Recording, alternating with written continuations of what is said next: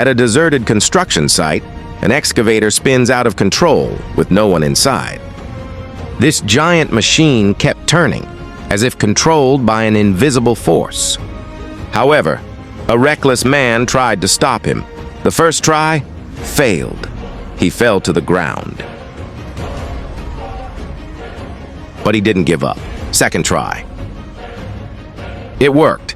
He went inside and turned off the machine. A reckless action that could have ended fatally, but fortunately, this time he survived.